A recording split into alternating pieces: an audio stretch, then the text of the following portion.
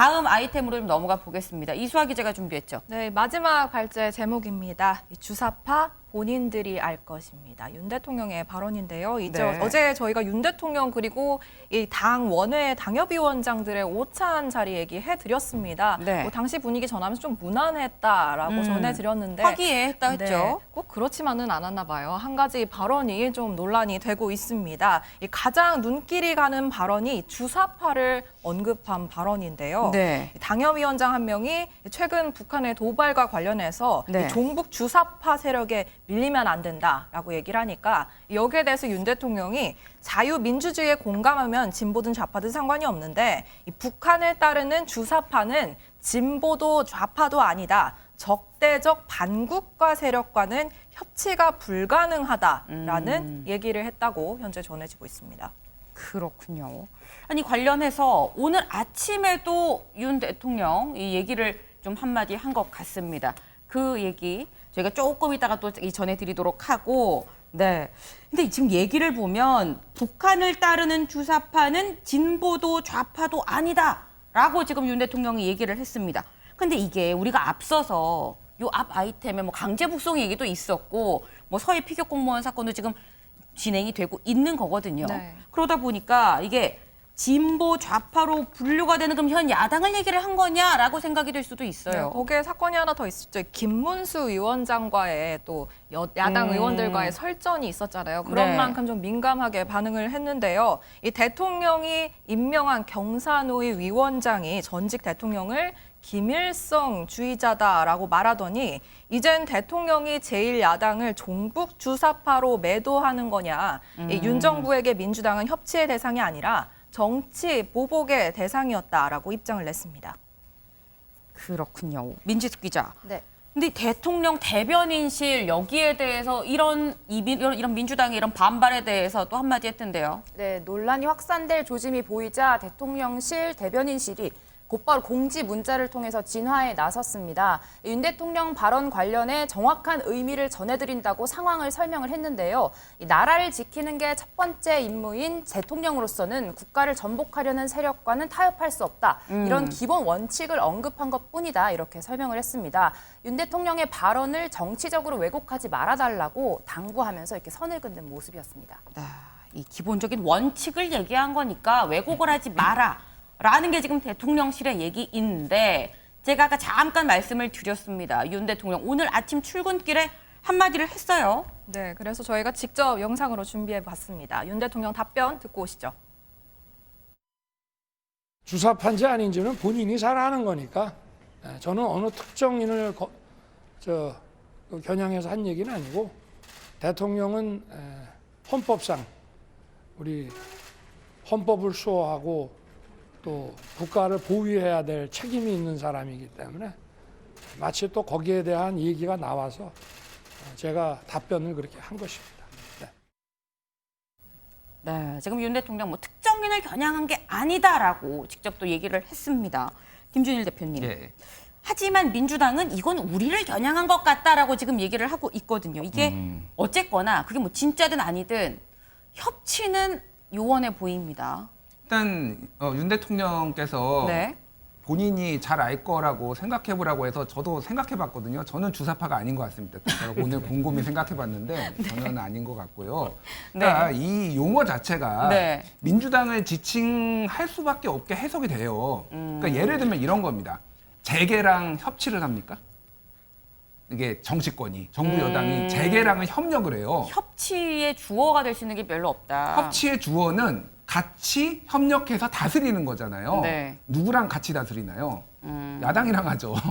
야당 뭐 여러 야당이 있으니까 뭐 그 종북 주사파에는 민주당도 있을 수 있고 정의당도 있을 수 있고 뭐 기본소득당, 뭐 시대전환 다 있잖아요. 네. 그래서 누구를 가리키는지는 명시적으로 굉장히 뻔하죠. 그러니까 이거를 정치적으로 뭐 왜곡하지 마라, 뭐 해석을 그렇게 하지 마라. 아니 정치인이 얘기하는 거를 정치적으로 해석하지 그러면 뭘 어떻게 해석을 합니까? 그러니까 이런 말씀을 오해받을 말을 하지 않으셔야 돼요. 근데 이제 이 지금 정부 여당의 전체적인 기조가 굉장히 우클릭으로 가고 있고 약간 메카시즘 쪽으로 가고 있는 거 이거 자체가 글쎄요, 국가에는 굉장히 좀 도움이 안 되는 쪽으로 가고 있어서 개인적으로는 굉장히 우려되고 있습니다. 네, 굉장히 비판적인 말씀을 또 주셨습니다.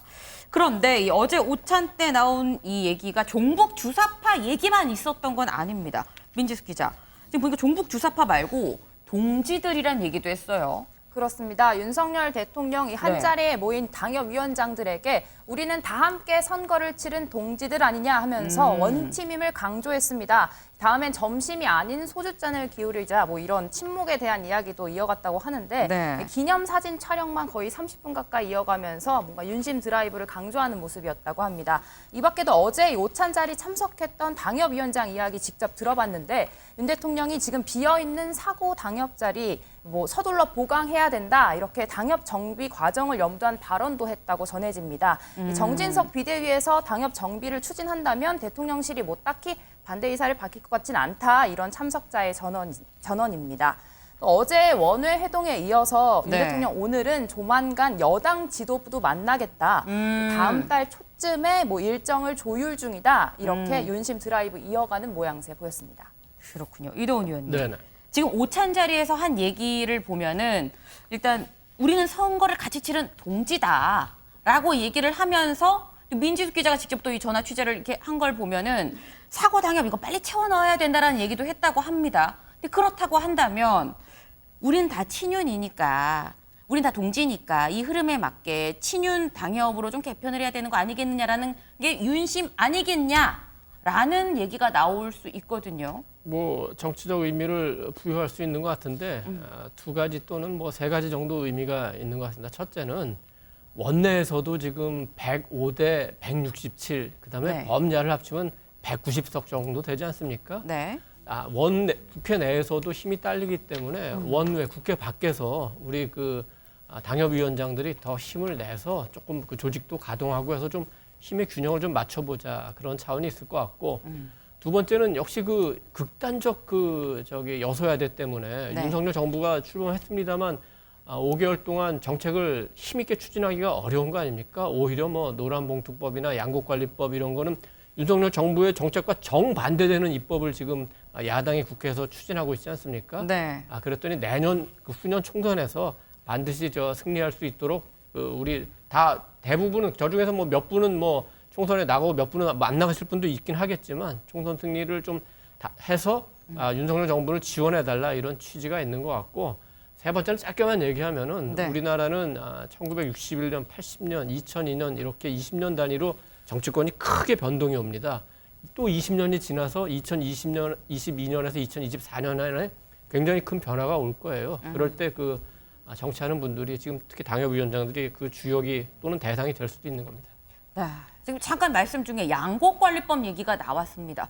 이 윤석열 대통령 원래 이 출근길 문답 때 질문을 한 2개에서 3개 정도만 받고 보통은 들어가는데 이수아 기자, 네. 오늘은 좀 많이 얘기를 했어요. 양곡관리법에 대해서도 또 얘기를 했습니다. 네, 이 개정안 대해서도 사실상의 반대 입장을 내비쳤습니다. 짧게 듣고 오실까요? 정부의 재량사항으로 맡겨놔야지 수요와 공급의 격차를 점점 줄여가면서 우리 재정과 농산물의 그 낭비를 막을 수가 있습니다. 그런데 이것을 법으로 이 매입을 의무화를 시키게 되면 이 격차가 점점 벌어지고 이 과잉 공급 물량을 결국은 폐기를 해야 되고 그리고 이 농업 재정의 낭비가 심각합니다. 오히려 그런 돈으로 농촌의 그 개발을 위해서 써야 되는데 과연 이것이 농민들에게서는 도움이 안 된다라고 생각을 하고 있습니다. 국회에서 조금 더 심도 있는 논의를 해주기를 당부드립니다. 네, 대통령이 처음으로 공개적인 반대 입장을 밝힌 건데요. 이렇게 되면 만약에 여야 합의가 불발된다고 하더라도 네. 대통령이 거부권을 행사할 수 있는 가능성이 더 커진 겁니다. 네. 김준일 대표님. 예. 이거 거부권 시사한 걸로 봐야 되는 거죠? 그렇죠. 거부권을 행사할 텐데 중요한 건 이겁니다. 지금 민주당 이거 사실 어느 정도 조정이 가능했어요. 근데 네. 지금 전국이 이러다 보니까 민주당이 단독 처리했거든요. 네. 지금 납품단가 연동제도 단독 처리할 가능성 높고요. 네. 노란봉투법 다 단독 처리하면은 대통령이 다 거부권 행사해야 돼요. 네. 그러면 굉장히 또 그러니까 민주당은 대통령한테 짐을 다 떠넘기는 겁니다. 민생을 외면하는 대통령 이런 식의 좀 강대강 프레임이 계속될 가능성이 매우 높습니다. 네. 지금 안 그래도 좀 국정감사도 지금 뭐 제대로 이루어지면 삐걱삐걱하고 있는 상황에서 올려도 거부권을 행사할 수 있다라는 전망이 나오고 있습니다.